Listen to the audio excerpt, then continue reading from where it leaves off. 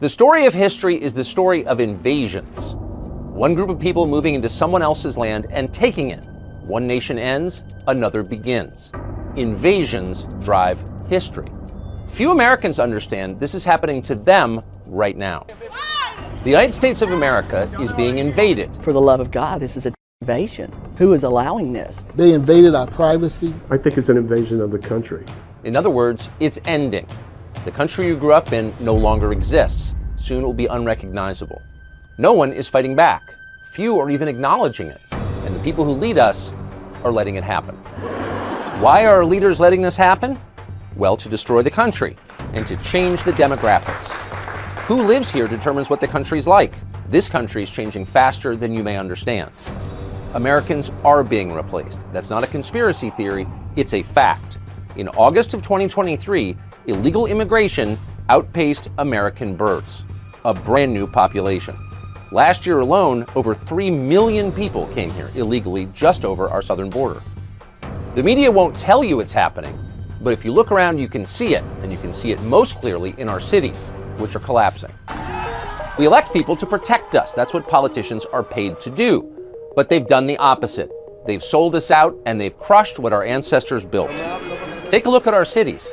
They're hellish, and immigration is the reason. The city of Chicago was in tough shape even before Joe Biden opened the borders.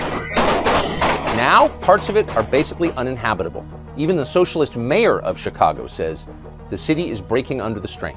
Without real significant investment from our federal government, it won't just be the city of Chicago that won't be able to maintain this mission.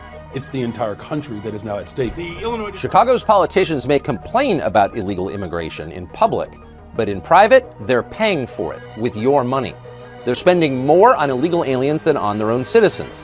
They're doing this secretly. They're hiding it from the public. Our team uncovered a shadow terminal, for example, inside Chicago O'Hare Airport. Hundreds of migrants were being hidden there secretly. Our team pulled up with cameras rolling, and at first we didn't see much. The city erected a black tarp to hide what was going on. The motive was simple. They didn't want us to see it. And a third-party security group paid for with your tax dollars told us that was prohibited. We weren't allowed to see. What are you doing? I want to look inside. For what? For what? They weren't local or federal law enforcement, so we ignored them. They had no authority. They were rent-a-cops. Inside, our team found more than 100 beds on the floor. The smell was overpowering, repulsive. It was filthy.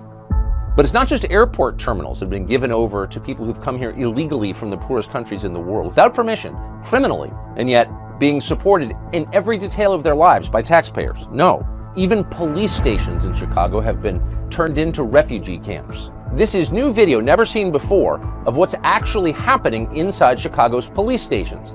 Keep in mind, the people who work in those police stations are paid to protect you, but that's not what they're doing. They're running refugee camps for illegal aliens. As our cameraman approached the Chicago police precinct in the city's downtown to see what was happening inside, you see people come out, illegal aliens, shooting him the middle finger and yelling. They didn't hide their hostility.